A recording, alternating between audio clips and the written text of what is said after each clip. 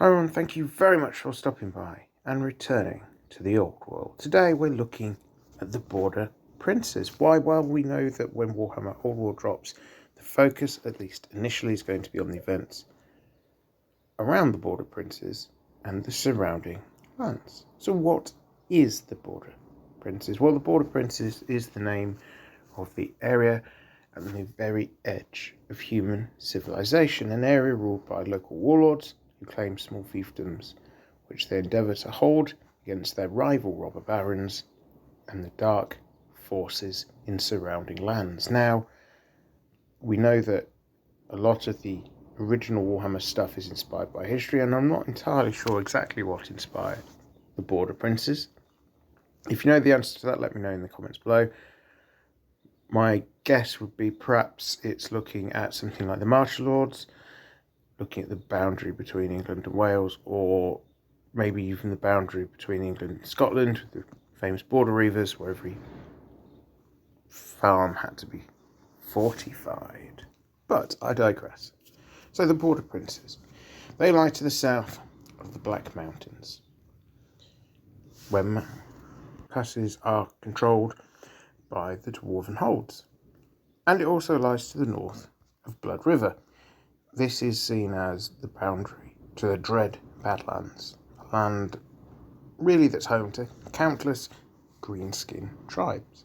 Now to the east of the Border Princes, we see the World Edge Mountains. Again, this is predominantly seen as an area that's home to the dwarves, but we have to recall, of course, that even by this point in Warhammer history, the dwarves are not as force they once were. So the protections of all the passes is not going to be as complete as it once was, exposing those that would live in the most eastern part of the Border Princes to assault from creatures living even further east in the Darklands, which are home to many a foul critter.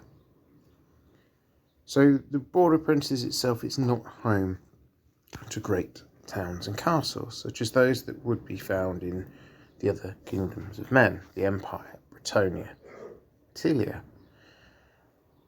Whilst there are settlements there, and they will boast defences, certainly if they have any intention of surviving more than a week, they're going to be small and likely to be more transitionary than the larger, more stable settlements found in other places. And the further south these settlements are, I think the more likely the lands will be dangerous, the more likely those settlements will appear and disappear, leaving just the ruins of long ago civilizations, or indeed a civilization that was there last week.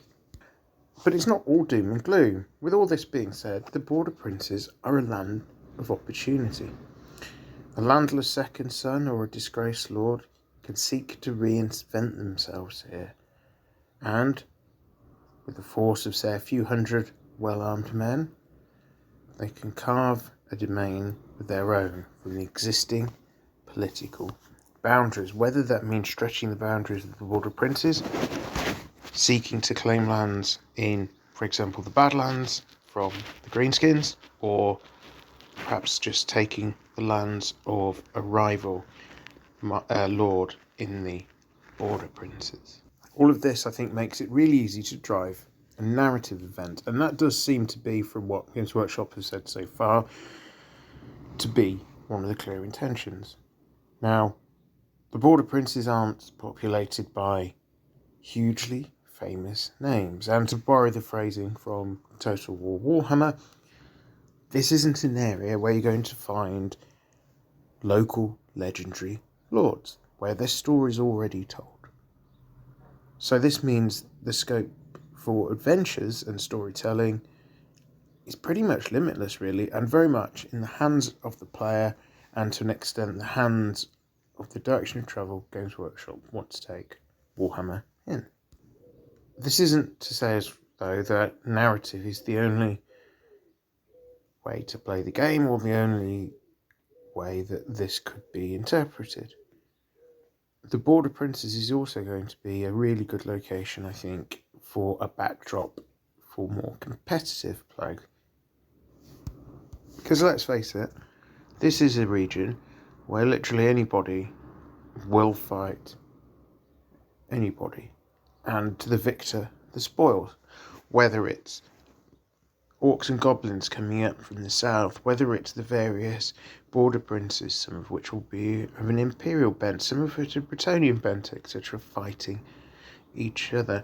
Maybe the disgraced imperial lord is actually disgraced because he's fallen to chaos, and we've got a Warriors of Chaos army floating around the area. Could be Dark Elf Raiders have made an appearance. Anything can happen in this area. It's dangerous, it's volatile. Perfect setting for a competitive event. Anyway, that's it from me on my initial thoughts of what is the Border Princes and why. Overall, actually, I think it's a good starting point for Warhammer the Old World and a good place to base the initial game. I'm sure that we'll see in the future expansions that we've been promised a shift to other geographical areas. Personally, my money's on an early look at the north with Kislev and the raids coming in from Followers of Chaos, but only time will tell. If you've enjoyed this video and others like it, do consider liking and subscribing. Otherwise, I'm returned to the old world. Have a great day.